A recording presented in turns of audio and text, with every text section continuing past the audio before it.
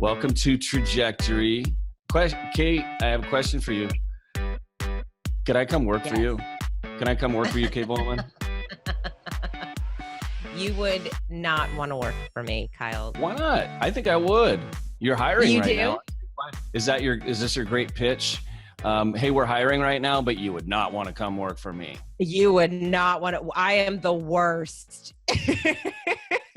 No, you're not. You're the CEO of Floyd Consulting, and you are essentially the dream manager. I mean, a la the book Dream Manager by Matthew Kelly. So we do have good people. In fact, somebody posted a Google review that one of my team members texted me last night, and it said, I just got certified as a dream manager. I don't understand how everyone on that team is the happiest people I've ever met. You were talking about your team, of course, right? They're talking about my team. I was like, we get to help people live their dreams. Of course, they're happy people. Well, it's not just people living their dreams. It's people building their dreams, right? Yes. I have something there's something out there I don't have yet. You know, I know there's something out there that I'm building that I can't get to yet, and I know I can do it. But you got to have the right team around you to do it. You've got an amazing team. I adopt teams all over the country with my model, but so I'm not ever officially hiring. However, I do represent a lot of different teams, and we're building and rebuilding a lot of these teams. And because successful people, Kate, they get stolen, they get hired away. They don't want to. If you've ever read The Dream Manager, Kate, have you ever read The Dream Manager? You read that book? Who wrote that again? Matthew Kelly wrote that book. Anyway, it's a transformative book. I'm pretty sure we've never talked about it before, but oh wait. If you've ever that one there. If you've ever read The Dream Manager, you understand something about human nature that people and this might be a controversial statement, Kate Bowman.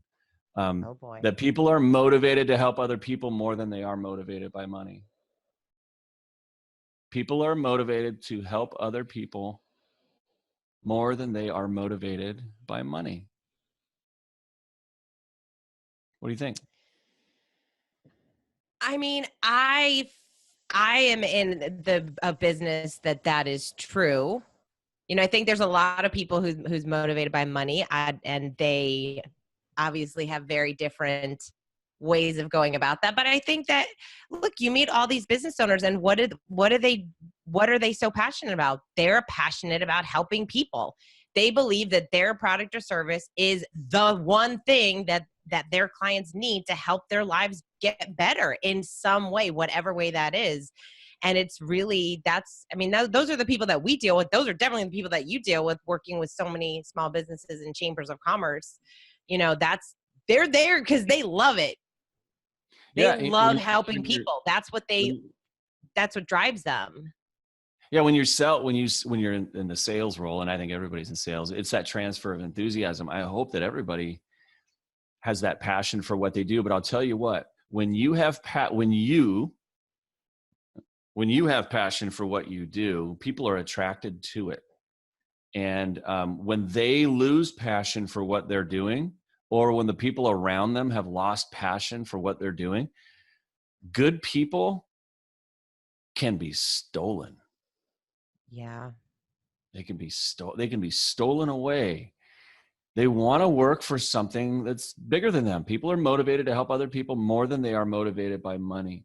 And I'm seeing so many employers get really smart about hitting psychological triggers for their team and teaching their team or treating their team as their number one customer. And when I'm working with teams, I'm telling them that your coworkers are your number one client. Your boss is also your number one client. Don't worry about your boss's boss. Your boss and your coworkers are your number one concern, your number one client. You get that part right, and treating your actual clients it becomes a lot simpler. So back to my original question, Kate, what position are you hiring for that I can, like, I'll be the janitor. I just want to be around teams who are killing it, who love what they do, because that's what your teams are all about. Yeah. What can I do? And Like, I'll hold the door for people. I'll do whatever I can. what's cool is when so companies obviously their culture attracts people, right? So you're saying, I mean, you're joking, but you're saying I want to work there because I mean, we've got a great culture, we have a great mission, we have a great vision, and that's what people really want. And they also want to be able to do what they do best. They want to use their brilliance. Every person has their own unique brilliance that they bring to the table, and it's so fun as a leader. It's our job to figure out what that is and put that person in the right place. And so when you're talking about great people getting stolen, leaders, they see that greatness in their people, and sometimes these great people are working for others who they don't see it and they definitely don't value it. So to be able to take those people and try to recruit them to come join your mission is that's what happens. Is you see that brilliance, you see that enthusiasm that people have Yeah. for their work, And so and I you think see it. you hit on a key word right there. I mean, recruiting, that word. I'm sitting in front of an awful lot of major employers. I was in South Central PA. Does Pennsylvania have a South Central? That's where I was. And we met with 6 different employers, and we were talking about what keeps them up at night. And for every single one of them, whether they had local customers or worldwide customers, it didn't matter. Whether they were direct to consumer or distributed product or manufacturing or something else, the theme was the same. We can find customers everywhere. We might, we're turning down business because we don't have enough people. And I'm talking to employers about hiring and recruiting and talent and workforce. And talent and workforce go right along with hiring and recruiting, Kate, because workforce are the masses. Oftentimes workforce are entry level, not all the time, certainly. But workforce means there are quantity of people that we need. Talent there's a key person that we need. And talent, you've got to recruit your talent and you've got to hire your workforce. And if you need talent, you are not hiring. If you need talent, you are recruiting. My theory on this is that if you're in a business where you can't produce, or you've got what used to be a 2-week turnaround on client projects, and now it's a 9-month waiting list, you need people, right? You got to do something about your process. If you're looking for key talent, you are not hiring, you are recruiting. My theory goes like this. You create a job description and you push it out there on the usual the usual suspect job boards, and certainly LinkedIn is one of them that I've been super impressed with how effective and affordable LinkedIn is. Wow.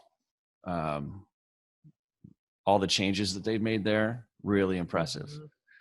And LinkedIn is a place where you can find talent. Yeah. And LinkedIn is not the workforce place. There are other places to go for the masses. But when you're looking for talent, you want to be recruiting so that the people you get who apply for your job have the toughest competition ever and give you options. And so I employ this tactic before I even put out a job posting, Kate Bowman, and you can see it on my Facebook right now. that I tell people what I'm looking for. I don't even tell them who they'd be working for. I don't even tell them what the job position is. I don't even tell them what the salary is, but I get all kinds of awesome people who would never apply for the job, raising their hand saying, we should have coffee. Oh, hell yeah, we should have coffee. I didn't even know you were looking. I didn't know you were available. So you want to cast a wide net. Think about your marketing to talent. Think about how you are or are not recruiting talent. If you're in business today and you have employees who work with your clients and customers, if you are not satisfied with the quality of people that you are putting out there, this is not going to be a popular statement, Kate Volman. Shame on you for leaving it up to your HR department. Shame on you. If you want talent, you need marketing. You don't need HR. You're hiring talent. It's not an HR thing. This is marketing. This is marketing. Boom, drop the mic. You know. Yeah, you did. His latest book. I steal everything from Seth Godin, right? Oh, Seth Godin is there it is, right up there. He's good. What do you think, though? It's marketing. We've got to market to get the talent that we want. Stop putting out a job description and expect people to fill in the blank and say, oh, you're describing me in a very boring way. That's not how job description is. The formality. You don't lead with that. It's the same thing with the interviewing process, Kate. You don't interview. You don't use your resume to get you the job. You use your resume to get you the interview. There are certain steps that you got. And a resume is marketing. Yeah. I got a strong opinion of this. You got me all fired up. Well, and it's interesting because it's not only resume, right? Like it's more than a resume because it's so easy to connect with people, because it's so easy to, like you just said, you're using social media. Employers are looking at social media. They're looking at people's profile. They're looking to see the kinds of things that these people are interested in, what they're doing. Are they creating content? Like what's their point of view on things? Yeah. What's their personal brand?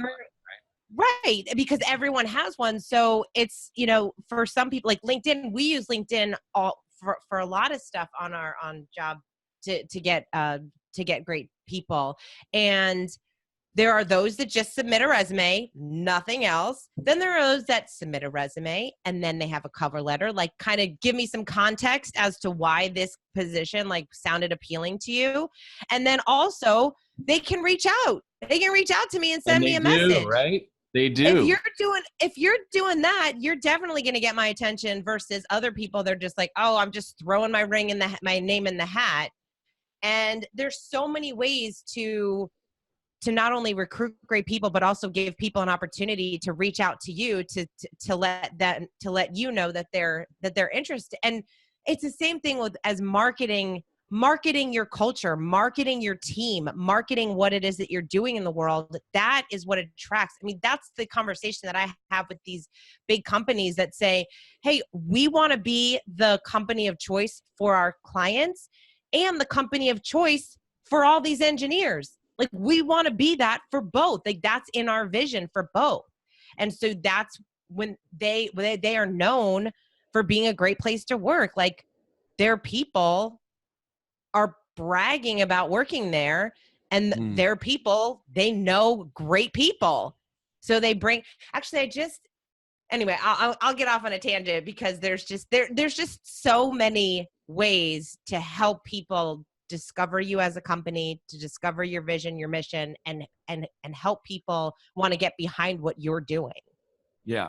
Well, I tell you what, if you already have a sizable employee base, and whatever that means to you, and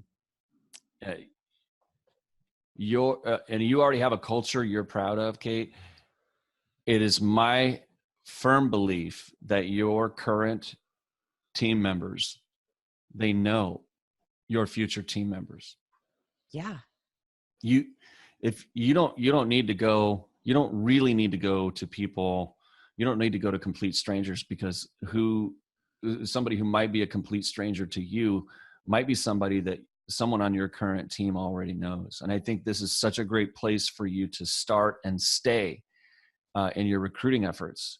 Be a company where people have skin in the game, and reward and incentivize your current team to help you recruit your next team, because they want to work with people they know, like, and trust. Yep. And they will help you vet everybody that they know if you put the right exclamation point in front of them. And I have a super secret tactic. If you Ooh, email, super secret. I'm not going to share it here, but if you email me, What? you're recruiting, you want it, I will share it. I will share it with you. But I have a super secret tactic that is just absolutely epic on and attention getting and a shocking way to recruit and attract. There you go. That's all I can say, Kate.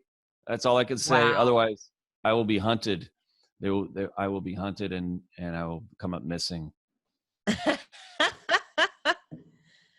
Hey, I think everybody wants to find out that super secret magic bullet Well, of finding great talent. honestly, your HR people don't. Your HR people want to do things by the book, and they want to focus on compliance.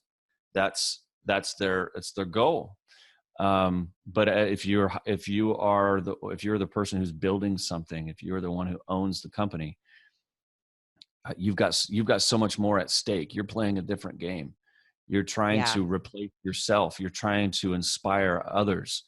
And let's face it, your job description is boring as beep. Beep. It doesn't have to be.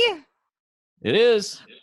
I would love for somebody to send me a job description that inspires or makes me laugh. Humor is not compliant with HR. It's not. Well, but here's the thing. Have You your need attorney draw up write your jokes for you. Not a good idea. But let's not discount the fact that having a process, having a hiring process is important, because most people make a hiring decision. Oh, now we're talking about recruiting versus hiring. So you're right. It is very different. However, I have talked to many people who there was a superstar. They recruited a superstar. They recruited them in the wrong role. They didn't really go through the right process. They are absolutely a superstar, but this person kind of just wanted them on the team, and their skill set was not what they needed. And so there are definitely a lot of hiring mistakes. And so we have to think through those things, because a hiring mistake like that can kill on so many different levels, not only financially, but the culture of the team, everything. And so you have to be really, conscious of who you're bringing on to your team. Even if you have those superstars, there's got to be some type of a process and system set up, because most people make bad hiring decisions. I get it. Not everyone's as great and perfect as you are, Kyle. Well, I rail against the process, because the process is going to be there regardless. In most hiring situations, but it's not. I disagree. Most people don't have a good hiring process. They don't. Right, well, let's talk about especially fishing. Chambers of Commerce. Chambers of Commerce. Do Chambers of Commerce have a good hiring process? No. No. I remember, because I used to work for one. I work for many, and they don't. Yeah. But let's talk about fishing, right? Once you catch a fish, if you decide you're keeping it, cleaning the fish is a process. And it doesn't matter which end you start with. The ultimate goal is to put it on a plate. But before you even get to the process of cleaning the fish, you've got to talk about bait. You've got to talk about what bait you're using to catch what fish at what depth, And how many lines are we going to have in the water? Let's have multiple lines. But this is marketing. And your job description is not, your job description is probably more about compliance than it is about attraction. And in today's world, people need to be emotionally attracted. When people look at a job description, they are analyzing. And this is the crux of what I wanted to talk about today, Kate. When you look at a job description, you're analyzing your experience and how it matches up with what the company is looking for. Neuroscience tells us that you cannot be analytical and emotional at the same time. When your analytical brain ramps up, the emotional part of your brain shuts down. It's just the way your brains work. And so you want to inspire people in your process by not leading with the analytical job description. You want to tell people you want to give people a sense of what you're about, where you're headed, what you're looking for, the upside of the opportunity. You need to get people in an emotional state, especially high performers. You've got to get them in an emotional state so that they will respond. Once you respond and you know who they are, now you can start talking. And so that's that's the main point that I wanted to make people aware of, that hiring, if you're looking to recruit key talent to your team, this is marketing. You're going to say this is marketing one more time? One more time? This is marketing. Just one more time. So the call to action today, Kate Volman, the call to action is apply for the job at Floyd Consulting. That's today's call to action. And if you're in any of the communities where I work and you see me posting about I'm looking for somebody and you're a superstar, raise your hand and tell me who you are, because we're looking for some key people like you. You knew that. You knew we were looking for you anyway. You knew it. Our call to action is besides just getting trajected. Our call to action is to think about your team. If everybody's in sales, think about how you can use the culture of your team to attract more people like it, and help your team to tell back to you what they're looking for in a teammate, somebody who's going to inspire them and work alongside them and make them better and make you better as a company. So until next time, Kate Volman, get trajected.